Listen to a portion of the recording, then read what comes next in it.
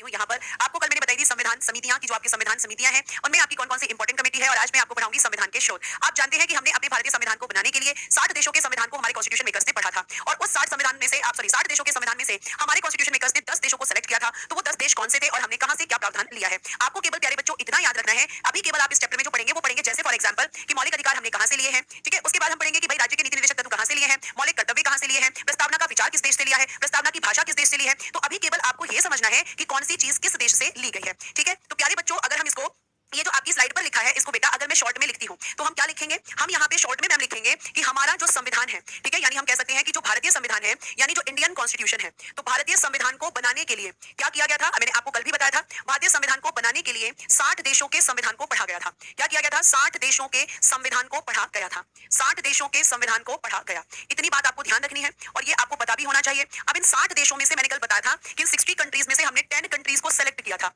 यानी 10 देशों को हमारे कॉन्स्टिट्यूशन मेकर्स ने चुना था। कितने देशों को सेलेक्ट किया गया था, तो मैम सेलेक्ट किया गया था 10 कंट्रीज को। तो ये 10 कंट्रीज कौन कौन सी हैं, साथ साथ प्यारे बच्चे आपको मैंने ये भी बताया था कि जो कॉन्स्टिट्यूशन मेकर्स थे जब उन्होंने 60 देशों के संविधान को पढ़ा तो भारतीय परिस्थितियों के हिसाब से, मतलब जो हमारे देश के लिए सही था, उन चीजों को इन्होंने इन 10 देशों से उठा लिया था। उसके बाद आपको एक चीज और ध्यान रखनी है कि भारतीय संविधान पर जो सर्वाधिक प्रभाव पड़ता है, भारतीय संविधान पर जो सर्वाधिक प्रभाव पड़ता है वो किसका पड़ता है। तो भारतीय संविधान पर बेटा जी आप लिखेंगे सर्वाधिक प्रभाव बेटा जी 1935 के अधिनियम, क्या है उसका नाम पूरा, भारत शासन अधिनियम 1935 का पड़ता है। भारत शासन अधिनियम 1935 का मैम हमारे भारतीय संविधान पर सर्वाधिक प्रभाव पड़ता है, यानी government of India act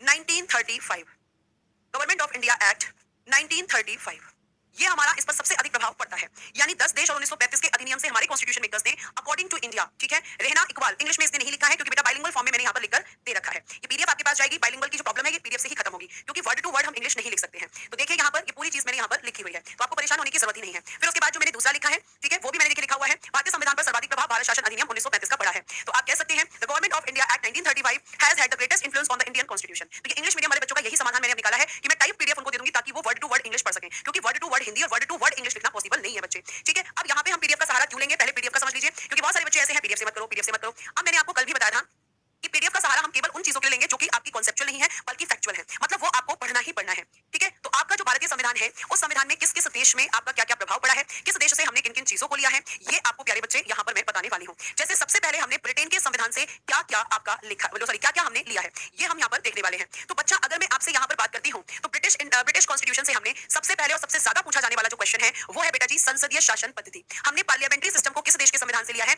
ma'am Britain के संविधान से लिया है। किस देश के संविधान से लिया है, ब्रिटेन के संविधान से लिया है। पार्लियामेंट्री सिस्टम ऑफ गवर्नमेंट, संसदीय शासन पद्धति, कई एग्जाम्स में पूछा गया प्रश्न है, तो ये आपको ध्यान रखना है। आगे हमने लिया है द्विसदनीय व्यवस्था यानी कि बाइकैमरल सिस्टम। अब ये क्या होता है, तो बेटा इसका मतलब होता है कि जहां पर दो सदन होते हैं, दो सदन मतलब मैम टू हाउस। जैसे फॉर एग्जांपल इसका एग्जांपल है, एक हाउस होता है बेटा जी लोकसभा और एक हाउस होता है जैसे कि मैम राज्यसभा। तो ये आपके संसद के दो सदन हैं, यानी हम कह सकते हैं कि हमारे यहाँ पर सेंटर में दो आपके सदन देखने को मिलते हैं, लोकसभा और राज्यसभा। मैम जहां पर भी दो सदन होते हैं उसे हम कहते हैं बाइकैमरल सिस्टम, उसे हम कहते हैं द्विसदनीय व्यवस्था। भाई द्वि मतलब दो, सदन मतलब हाउस, और द्विसदनीय व्यवस्था जहां दो हाउस होंगे वहां बाइकैमरल सिस्टम बेटा जी होगा। क्या इतनी बात आपको समझ में आ गई है, क्या यहाँ पर आपको इतनी बात समझ में आ गई है, ठीक है। आगे देखिए, लोकसभा के प्रति मंत्रिमंडल का सामूहिक उत्तरदायित्व, कलेक्टिव रिस्पांसिबिलिटी ऑफ लोकसभा किसके लिए, तो आप कहोगे कि मंत्रिमंडल का, आपकी कलेक्टिव रिस्पांसिबिलिटी किसकी होती है, मंत्रिमंडल। अब ये मंत्रिमंडल को इंग्लिश में क्या कहते हैं, इसको कहते हैं cabinet. Collective responsibility of the minister to the house of the people, house of the people किसको कह रहा है, ये लोकसभा को, जनता के सदन को कह रहा है। लोकसभा बेटा जनता का सदन क्यों होता है, क्योंकि मैम लोकसभा का डायरेक्ट इलेक्शन होता है। बेटा मैं आपको पहले ही बोल चुकी हूँ, जहां पीडीएफ की जरूरत होगी वही पीडीएफ यूज होगी, जहां पीडीएफ की जरूरत नहीं है वहां पीडीएफ का यूज नहीं होगा। ये सिर्फ फैक्चुअल चीजें हैं, कौन सी चीज कहां से ली गई है और इसमें कोई कॉन्सेप्ट नहीं है, समझ आया, ये आपको ध्यान रखना है। तो लोकसभा के प्रति मंत्रिमंडल का जो सामूहिक उत्तरदायित्व है, जो कलेक्टिव रिस्पांसिबिलिटी है, वो कहां से लिया है, ब्रिटेन के कॉन्स्टिट्यूशन से, ये आपको ध्यान रखना है। क्लियर है, आगे चलिए। तो यहां तक आप पहले इतना लिखिए फटाफट से, तब हम आगे बढ़ जाते हैं फटाफट। थोड़ा सा हाथ जल्दी चलाना है और आपको रिवीजन कराने के लिए मैं एंड में हूं, है ना, रिवीजन आपका एंड में डेली होता है। आगे चल सकते हैं, आगे चलिए। आगे देखिए यहाँ पर अगर हम बात करते हैं तो यहाँ पे लिखा है कि आपका इंपॉर्टेंट चीज क्या लिखा है कि राष्ट्र के प्रधान के रूप में राष्ट्रपति की औपचारिक प्रधानता और मैम वास्तविक प्रधानता या वास्तविक शक्तियां मंत्री परिषद में निहित होना। ये जो आप यहाँ पर बच्चे पढ़ रहे हैं, अभी आपको केवल कौन सी चीज कहां से ली गई है इतना समझना है, क्योंकि ये पूरी पॉलिटी है जो आपको यहाँ पे सोर्सेज हैं और ये अलग अलग चैप्टर हैं। जैसे यहाँ लिखा है राष्ट्रपति की औपचारिक प्रधानता, मतलब कह रहा है कि राष्ट्रपति नाम के हेड होते हैं, रियल हेड होती है काउंसिल ऑफ मिनिस्टर, और इस काउंसिल ऑफ मिनिस्टर के हेड कौन होते हैं, इस मंत्री परिषद के प्रधान कौन होते हैं, तो आप कहेंगे कि मैम वो होते हैं हमारे प्रधानमंत्री। यानी राष्ट्रपति नाम के मुखिया होते हैं, वास्तविक मुखिया होते हैं प्रधानमंत्री और उसकी मंत्री परिषद। तो ये वाला कॉन्सेप्ट कहां से लिया है हमने, तो आप कहेंगे ब्रिटेन से लिया है। मैम कहां से लिया है, ब्रिटेन से लिया है। फिर सिंगल जुडिशियरी सिस्टम, एकल न्यायिक प्रणाली, सिंगल जुडिशियरी सिस्टम, एकल न्यायिक प्रणाली, ये कहां से लिया है? तो ये लिया है मैम ब्रिटेन से। ये कहां से लिया है? ब्रिटेन से। विधि निर्माण की प्रक्रिया, लॉ मेकिंग प्रोसेस, आपके यहाँ पर जो कानून बनते हैं, जो कानून बनाने में प्रोसेस यूज होता है, वो कहां से लिया है? तो आप कह सकते हैं कि मैम वो हमने लिया है ब्रिटेन से। ये सब ब्रिटेन के कॉन्स्टिट्यूशन से लिया गया है। रूल ऑफ लॉ, विधि का शासन है आपके यहाँ पर। कानून की नजर में सब बराबर है, कानून से ऊपर कोई नहीं है। कहां से लिया है विधि का शासन? ब्रिटेन से। हमने लिया है एकल नागरिकता, सिंगल सिटीजनशिप, कहां से? ब्रिटेन से। तो हमने ब्रिटेन से पार्लियामेंट्री सिस्टम लिया है मैम, हमने ब्रिटेन से जो है रूल ऑफ लॉ लिया है, हमने ब्रिटेन से कलेक्टिव रिस्पांसिबिलिटी को लिया है, हमने ब्रिटेन से एकल न्यायिक प्रणाली यानी सिंगल जुडिशियरी सिस्टम को लिया है, हमने ब्रिटेन से विधि निर्माण की प्रक्रिया को लिया है, हमने ब्रिटेन से बाइकैमरल सिस्टम यानी द्विसदनीय व्यवस्था को लिया है, हमने आपका सिंगल जुडिशियरी सिस्टम को लिया है, सिंगल सिटीजनशिप को लिया है। ये आपको ध्यान में रखना है, ये आपको ध्यान रखना है। जितने बच्चे कमेंट्स पर फोकस करेंगे वो नहीं पढ़ पाएंगे, और जो आराम से बातों को सुनेंगे वो सब पढ़ पाएंगे। ठीक है, अब आपकी मर्जी है, आपको पढ़ना है या कमेंट करना है। नितेश कुमार जी, मैंने पहले ही बोला है कि अभी केवल इतना याद रखना है कौन सी चीज कहां से ली गई है। इन सबके मीनिंग आप एक दिन में नहीं समझ सकते, क्योंकि ये अलग पर्टिकुलर चैप्टर है आपके। प्रेसिडेंट अलग चैप्टर है, मंत्रिपरिषद अलग चैप्टर है, सिटीजनशिप अलग चैप्टर है। अभी तो मैं केवल ये बता रही हूँ सोर्सेस क्या है, आपके स्रोत क्या है। ठीक है, आपके सोर्सेस यहां पर बता रही हूं अभी मैं। आगे देखिए, तो ये सब ब्रिटेन से लिया। और क्या लिया है हमने ब्रिटेन से? आइए आगे। विधायिका के सदस्यों के विशेषाधिकार और उन्मुक्तियां। यहाँ पे सिंपल बोल रहा है कि आपके जो एमपी होते हैं और आपके जो एमएलए होते हैं, इनको मिलते हैं कुछ विशेषाधिकार, इनको मिलते हैं कुछ प्रिविलेज। तो वो आपके कहां से लिए गए हैं? ब्रिटेन से। विशेषाधिकार कैसे मैम? तो बेटा विशेषाधिकार का मतलब है कानूनी मामलों में एमपी और एमएलए को छूट होना। जैसे आप कोई क्राइम करेंगे तो आपको तुरंत पुलिस पकड़ के ले जाएगी, लेकिन एमपी एमएलए के केस में ऐसा नहीं होता है। एमपी एमएलए को कुछ छूट दी जाती है। ऐसे आप ध्यान रखेंगे कि इनके जो विशेषाधिकार हैं, इनको जो प्रिविलेज दिए गए हैं, वो हमने कहां से लिए हैं? ब्रिटेन से। चाहे आप एमपी की बात करो, चाहे आप एमएलए की। ठीक है, उसके बाद लिखा है विधायिका में अध्यक्ष की भूमिका।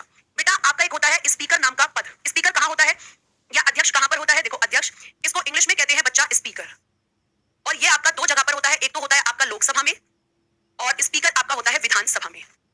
तो इन दोनों सदनों में इसकी क्या भूमिका होती है, क्या रोल ये प्ले करेगा, वो पूरा का पूरा इसकी जो पावर्स है हमने कहां से ली है? तो आप कहेंगे कि वो हमने ली है मैम ब्रिटेन से। वो हमने कहां से ली है बच्चा? ब्रिटेन से। ये बहुत इंपॉर्टेंट टॉपिक चल रहा है, स्पेशली फॉर एसएससी जीडी। यहां से क्वेश्चंस बनते हैं। ठीक है, यहां से क्वेश्चंस बनते हैं। आगे देखिए, आगे है संसद एवं विधानमंडलों की प्रक्रिया।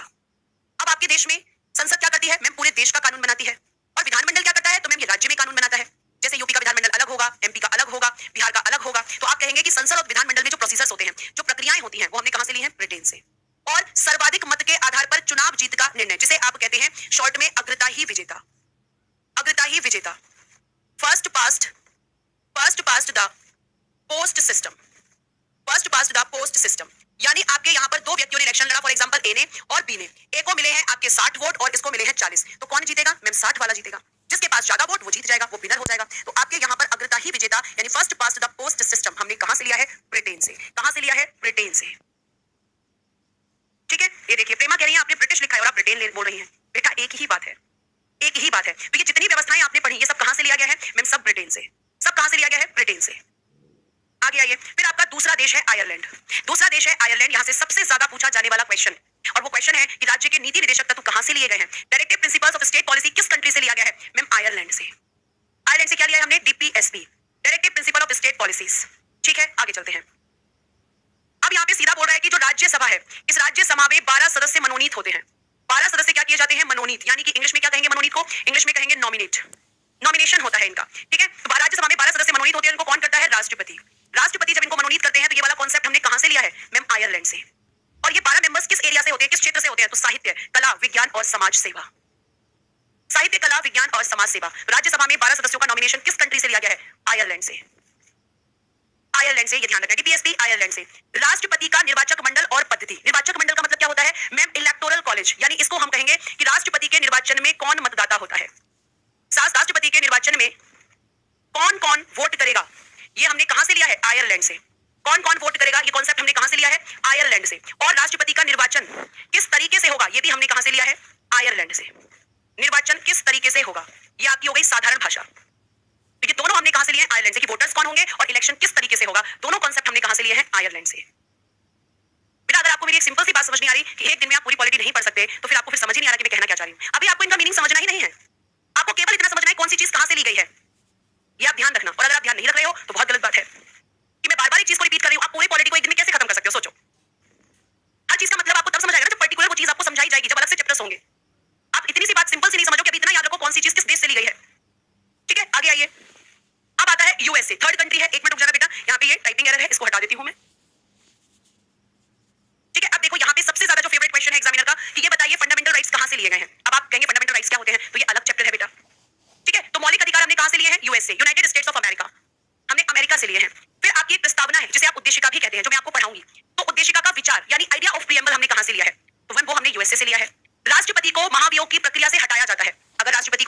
सकते हैं तो भाई उन्हें हटाना भी पड़ेगा। तो उन्हें कैसे हटाया जाएगा, किस तरीके से हटाया जाएगा, ये प्रोसीजर हमने कहां से लिया है? अमेरिका से।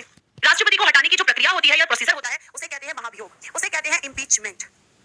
और इम्पीचमेंट का मतलब है कि राष्ट्रपति को हटाने का प्रोसेस, राष्ट्रपति को हटाने की प्रक्रिया। तो मैं आपसे क्वेश्चन पूछूं कि महाभियोग कहां से लिया गया, आप कहोगे अमेरिका। मैं पूछूं फंडामेंटल राइट्स कहां से लिए गए, अमेरिका। मैं पूछूं डीपीएसपी कहां से लिए गए हैं, मैम डीपीएसपी लिए गए हैं आयरलैंड से। मैं पूछूं आपसे कि एकल नागरिकता कहां से ली गई है, ब्रिटेन से। ऐसे क्वेश्चन बनता है यहां से, और मैं भी पूछूंगी भी आपसे, ठीक है। उसके बाद में स्वतंत्र न्यायपालिका, इंडिपेंडेंट जुडिशरी, अमेरिका से। और सिंगल जुडिशरी सिस्टम, ब्रिटेन से। आपकी जुडिशरी में कौन आता है, ma'am supreme court, high court, ये हमारी जुडिशरी में आते हैं। हमारी न्यायपालिका उसे हम कहते हैं जुडिशरी, जिसमें हमारे कोर्ट आते हैं। तो सिंगल जुडिशरी ब्रिटेन और इंडिपेंडेंट जुडिशरी अमेरिका। डीपीएसपी मतलब Priya, directive principle of state policies, बेटा अभी तो बताया पीछे, ठीक है। उसके बाद में न्यायिक पुनर्विलोकन का सिद्धांत, बहुत पूछा जाता है एग्जाम में। जुडिशियल रिव्यू, ये क्या होता है, फंडामेंटल राइट्स में पढ़ाऊंगी मैं आपको। तो जुडिशियल रिव्यू भी केवल याद रखना कहां से लिया है, अमेरिका से। फंडामेंटल राइट्स अमेरिका से, इंडिपेंडेंट जुडिशरी अमेरिका से, आइडिया ऑफ प्रीएम्बल अमेरिका से, इम्पीचमेंट अमेरिका से, ठीक है। ये आपको ध्यान रखना है। आगे बेटा अगर मैं आपसे बात करती हूं तो आप देखेंगे यहां पर कि आपका और क्या क्या लिया गया है अमेरिका से। मैम जनहित याचिका, पब्लिक इंटरेस्ट लिटिगेशन, ये एसएससी में पूछा गया प्रश्न है, जिसे हम कहते हैं पीआईएल, पब्लिक इंटरेस्ट लिटिगेशन। ये आपका कहां से लिया गया है, तो आप कहोगे मैम ये लिया गया है अमेरिका से, ठीक। उसके बाद में आपका जो सुप्रीम कोर्ट होता है, हाई कोर्ट होता है, इनके जजेस को इनके पद से कैसे हटाया जाएगा, जजेस को हटाने की प्रक्रिया, न्यायाधीशों को हटाने का प्रोसीजर कहां से लिया है, अमेरिका से। कहां से लिया है बेटा जी, अमेरिका से। उपराष्ट्रपति का पद, वाइस प्रेसिडेंट की पोस्ट कहां से ली है, हमारे यहाँ एक व्यक्ति होते हैं उपराष्ट्रपति, आप हमारे यहाँ एक व्यक्ति होते हैं उपराष्ट्रपति। तो उपराष्ट्रपति का पद किस देश के संविधान से लिया, अमेरिका, अमेरिका के संविधान से, ठीक है। उसके बाद में वित्तीय आपातकाल, फाइनेंशियल इमरजेंसी, जो आज तक आपके देश में कभी नहीं लगी है। आपके देश में 3 प्रकार की इमरजेंसी लगती है, उनमें से फाइनेंशियल इमरजेंसी को हमने कहां से लिया है प्यारे बच्चे, तो आप कहेंगे कि मैम अमेरिका से। संविधान संशोधन में राज्य विधायिकाओं द्वारा अनुमोदन का प्रावधान, इसका क्या मतलब है, ध्यान से सुनना। इसका मतलब समझाती हूं बेटा, जब आपका जो संविधान है, ठीक है, इसमें जब किया जाता है संशोधन, और संशोधन करना किसका काम होता है, संशोधन करने की शक्ति बेटा जी आपका संविधान देता है संसद को। संशोधन करने की पावर किसके पास है, संसद के पास। यानी संसद ही आपके कॉन्स्टिट्यूशन में अमेंडमेंट कर सकती है। लेकिन कई अमेंडमेंट ऐसे होते हैं, कई संशोधन ऐसे होते हैं बेटा, जिसमें राज्यों की सहमति भी लेनी पड़ती है। तो ऐसे संशोधन जिनमें संसद को राज्यों की सहमति लेनी पड़ती है, रेटिफिकेशन ऑफ लेजिस्लेचर लेना पड़ता है, उन संशोधनों का जो प्रावधान है वो हमने अमेरिका से लिया है। मैं अगेन आपको रिपीट करती हूं बच्चे कि संविधान में संशोधन करना किसका काम है, संसद का। लेकिन कुछ अमेंडमेंट ऐसे होते हैं, कुछ संशोधन ऐसे होते हैं मैम, जिनके लिए हमें राज्यों से भी सहमति लेनी पड़ती है, राज्यों से भी अप्रूवल लेना पड़ता है, रेटिफिकेशन लेना पड़ता है। जो अनुमोदन है ना बेटा, इसका मतलब होता है स्वीकृति, इसका मतलब होता है आपका स्वीकृति लेना, इंग्लिश में कहते हैं रेटिफिकेशन या अप्रूवल भी कह सकते हैं। तो ये वाला जो प्रोसीजर है अमेंडमेंट का, वो हमने कहां से लिया है, यूएसए से, अमेरिका से लिया है।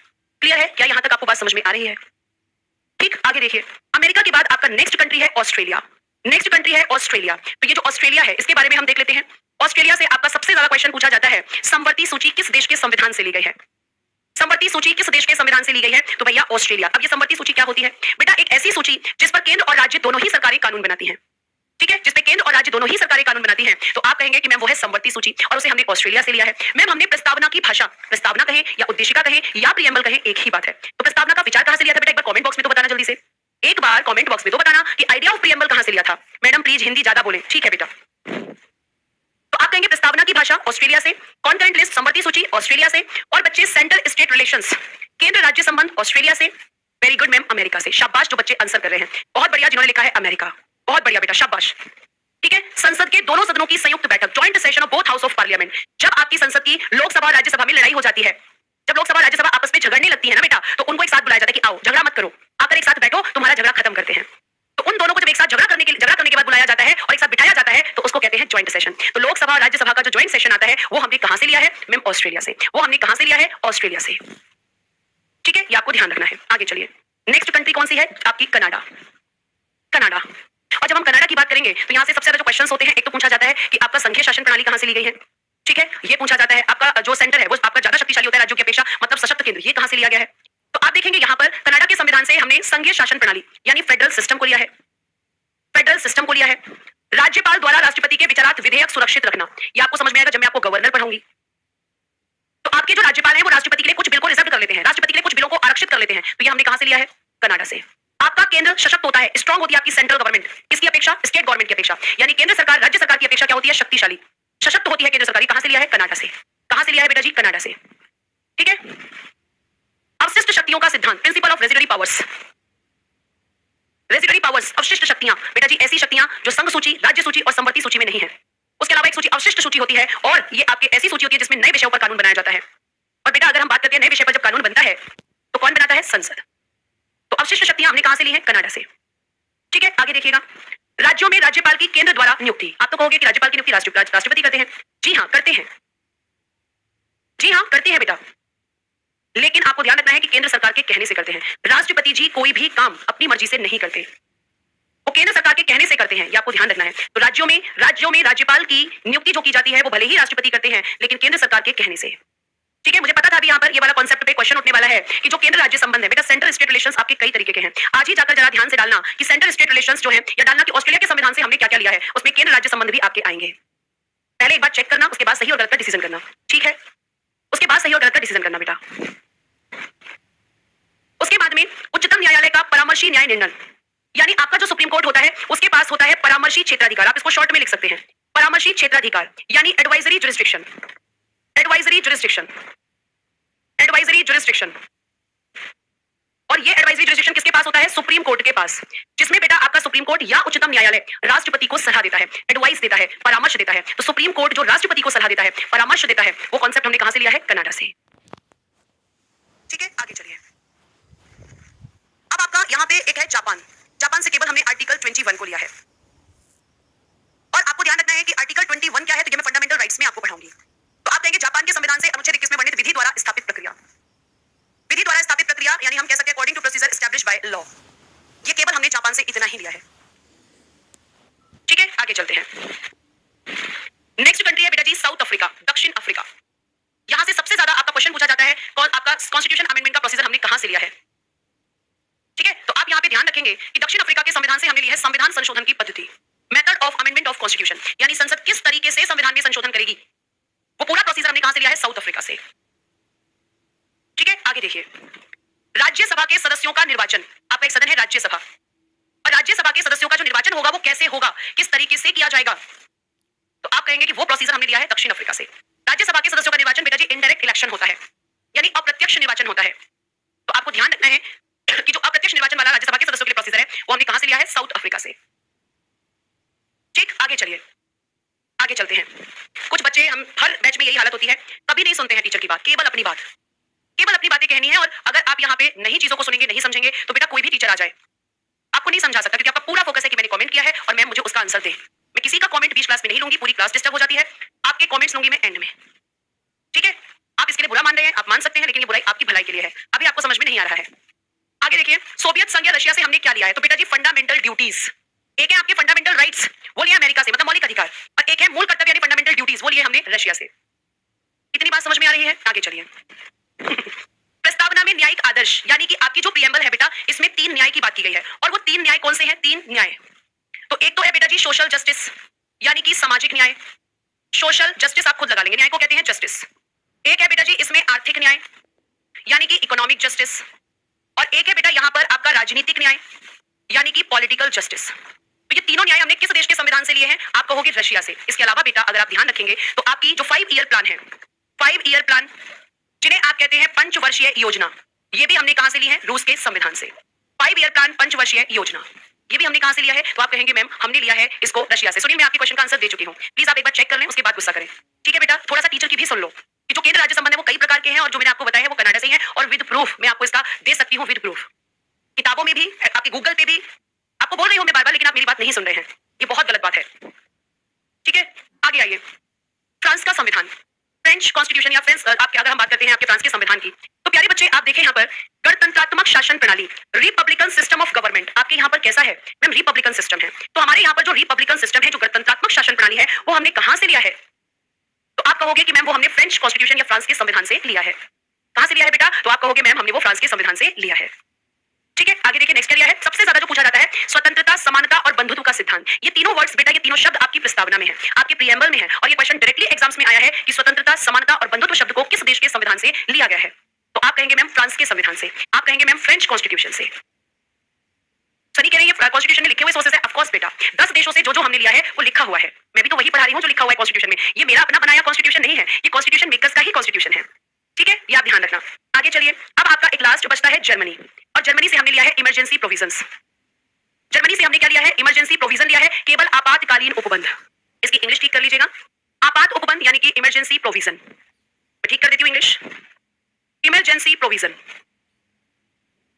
आपात उपबंध। ठीक है, ये हमने किस देश के संविधान से? तो आप कहेंगे जर्मनी से। अभी मैं आपको याद कराने का भी जो है बेड़ा उठाऊंगी। ठीक है, तो भारत शासन अधिनियम 1935 से हमने क्या लिया है? तो मैम लगभग 250 अनुच्छेद उसी रूप में या कुछ परिवर्तन के साथ हमने लिए हैं। इसको आप एक बार क्या करेंगे, पूरा रीड करेंगे अच्छे से। ठीक है, अब यहाँ पे जैसे कुछ बच्चों के वो कमेंट आ रहे हैं कि भाई हमें ये बताइए कि कल की क्लास मिस है, पीडीएफ नहीं है, मैं चेक करूंगी, उसको डलवा दूंगी। ये बेटा केवल आपको पढ़ने है, इसका टेस्ट में आज नहीं लूंगी, कल लूंगी आके क्लास में।